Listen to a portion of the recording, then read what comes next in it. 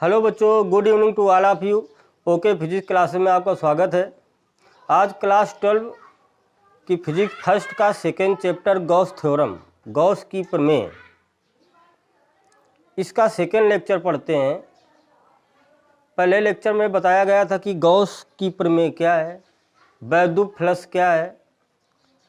अब इसमें पढ़ते हैं गॉस की प्रमेय से कूलाम के नियम की उत्पत्ति, जो बहुत इम्पोर्टेंट क्वेश्चन है। गॉस की प्रमेय से कूलाम के नियम की उत्पत्ति। आइए,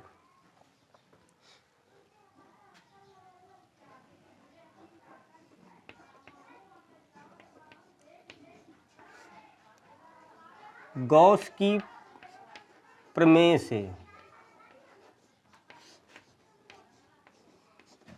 कूलाम के नियम की उत्पत्ति।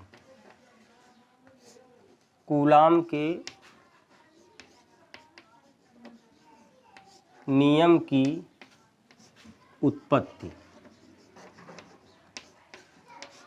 गॉस की प्रमेय से कूलाम का नियम सिद्ध करना है। तो गॉस थ्योरम क्या है?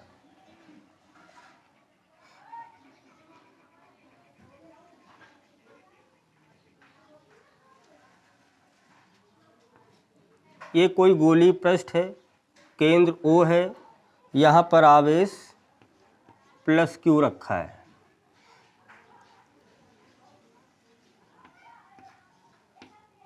यहाँ पर एक कोई बिंदु हम P मान लेते हैं और इसका अल्पांश क्षेत्रफल जो होता है वो डेल्टा A मान लेते हैं।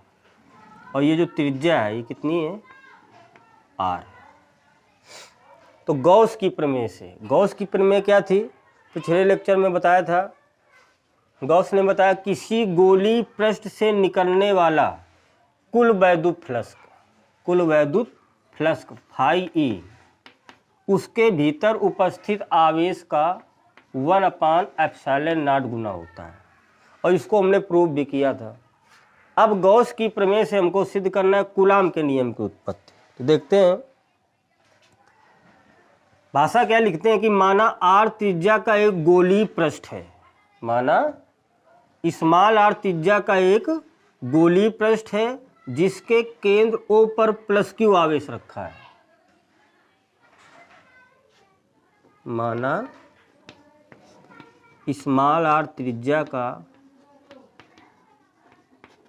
एक गोलीय पृष्ठ है, एक गोलीय पृष्ठ है जिसके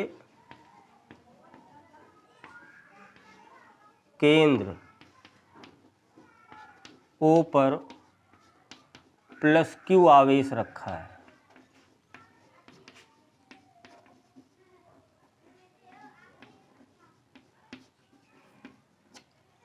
माना R त्रिज्या का एक गोलीय पृष्ठ है जिसके केंद्र O पर प्लस Q आवेश रखा है। केंद्र से प्रत्येक पृष्ठ की दूरी, प्रत्येक पृष्ठ की दूरी समान है। अतः पृष्ठ के प्रत्येक बिंदु पर, पृष्ठ के प्रत्येक बिंदु पर, प्रत्येक बिंदु पर तीव्रता E समान होगी और दिशा पृष्ठ के लंबवत, पृष्ठ के लंबवत बाहर की ओर होगी।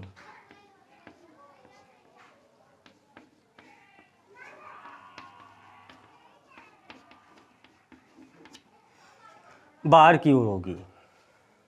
माना स्मॉल r त्रिज्या का एक गोलीय पृष्ठ है जिसके केंद्र O पर प्लस Q आवेश रखा है। इस आवेश से प्रत्येक पृष्ठ की दूरी समान है। चूंकि गोला है तो त्रिज्या बराबर होती है। तो प्रत्येक इस बिंदु पर किसी भी बिंदु पर अगर हम तीव्रता निकालते हैं तो वो क्या होती है, समान होती है, क्योंकि तीव्रता का फार्मूला क्या होता है, E बराबर 1/4 पाई एप्सिलॉन नॉट और Q/r²।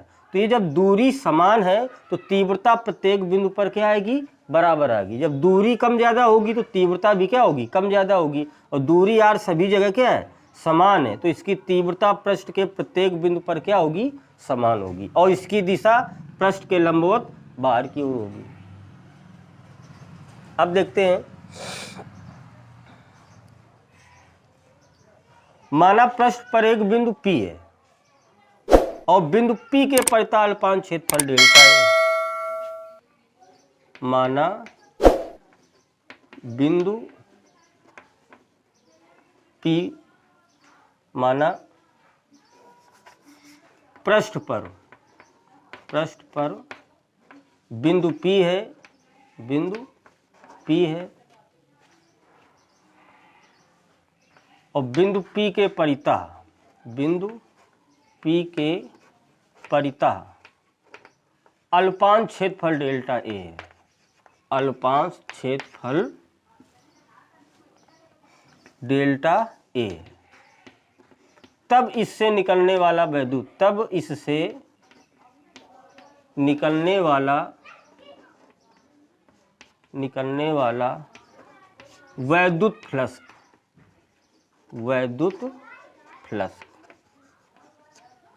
कितना निकलता है, फाई E बराबर formula E into delta A।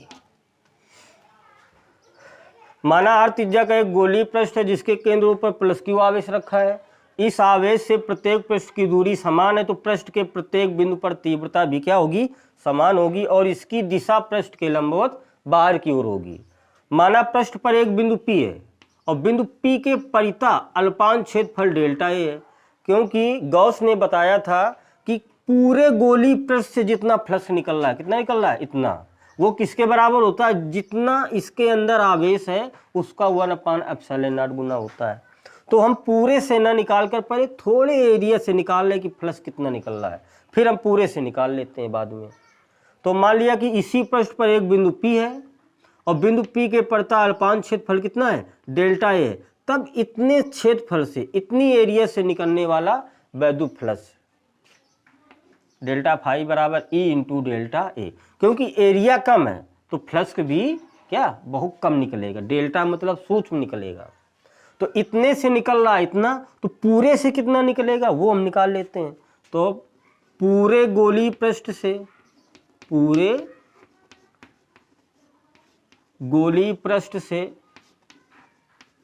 निकलने वाला फ्लक्स पूरे से कितना निकलेगा, पूरे से निकालेंगे तो हम इसमें सिग्मा लगा देते हैं। इंटीग्रेशन की जगह हम क्या कर देते हैं, इसको सिग्मा में परिवर्तित कर देते हैं। ये सिग्मा डेल्टा बराबर sigma E into sigma delta A। Sigma का मतलब पूरे गोलीय पृष्ठ से, पूरे से कितना निकलता है गॉस ने बताया, फाई, तो इसकी जगह हम क्या लिख देंगे, फाई सफिक्स में E। सिग्मा E सभी जगह क्या है, बराबर है, क्योंकि दूरी r क्या है, समान है, तो इसकी जगह हम E लिख सकते हैं। डेल्टा A क्षेत्रफल, डेल्टा इतने से निकल रहा है इतना, तो पूरे तो सिग्मा लगा दी, तो पूरे से कितना निकलेगा, तो पूरे क्षेत्रफल, पूरे गोले का क्षेत्रफल कितना होता है, गोले का क्षेत्रफल 4 पाई r²। अब चूंकि हम गॉस की प्रमेय सिद्ध कर चुके हैं पहले, क्या होती है, फाई बराबर Q/ε0, तो इसकी जगह हम क्या लिख सकते हैं, Q/ε0 बराबर क्या, E इंटू 4 पाई r²।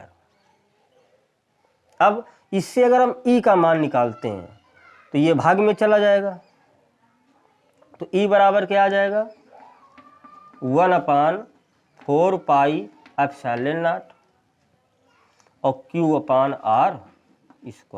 ये आ गया आपका।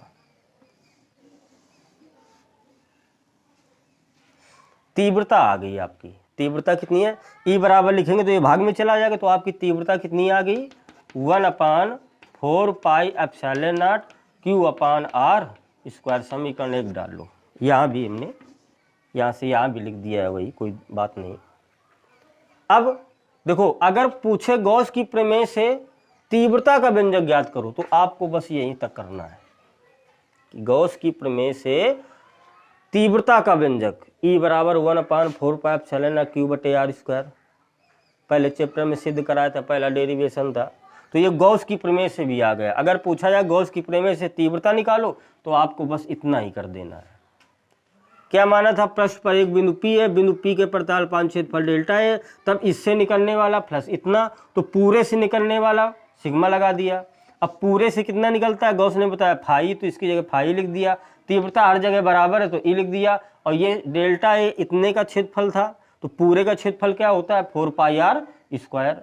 और फाई बराबर हम पहले लेक्चर में सिद्ध कर चुके हैं गॉस की प्रमेय। फाई बराबर क्या होता है? Q upon epsilon not. तो फाई की जगह हमने क्या लिख दिया? Q upon epsilon not. तो इसे ई बराबर लिखेंगे तो आपका ये आ जाएगा, अर्थात तीव्रता आ जाएगी। लेकिन हमको सिद्ध क्या करना है? गॉस की प्रमेय, सॉरी कूलाम का नियम। और कूलाम का नियम कब आएगा? जब हमको दो आवेश पता होंगे।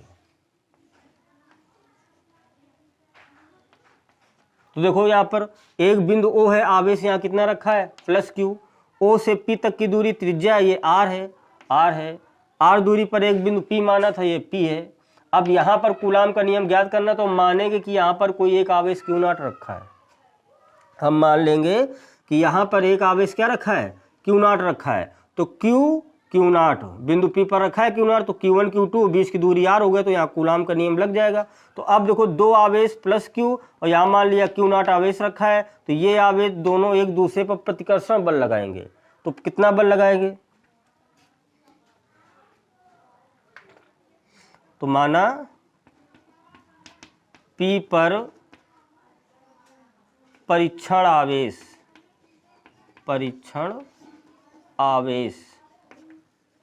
Q नॉट रखा है।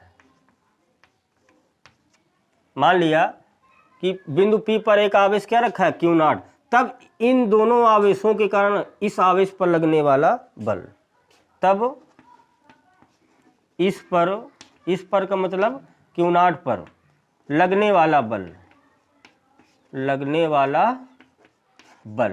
बल कितना काम करेगा? F बराबर क्या होता है बल का फार्मूला? Q नॉट इंटू ई। ई बराबर फार्मूला होता है F बटे Q नॉट, अगर Q नॉट माना है तो F बराबर Q नॉट इंटू ई। अब ई का मान हम ये यहाँ रख देते हैं, तो F बराबर क्या आ जाएगा? 1/4 पाई एप्सिलॉन नॉट Q बटे आर स्क्वायर। ई का मान ये रख दिया और Q नॉट हो गया, तो यहाँ Q नॉट लिख देते हैं। तो ये कूलाम का नियम आ गया आपका। ये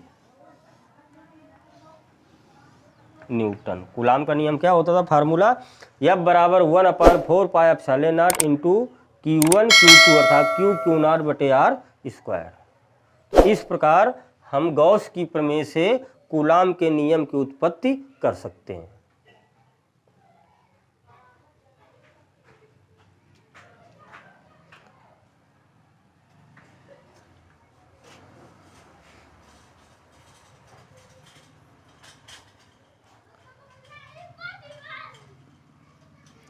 थैंक यू फॉर वॉचिंग। अगर वीडियो अच्छा लगा है सब्सक्राइब कीजिए और बेल आइकन को प्रेस कीजिए।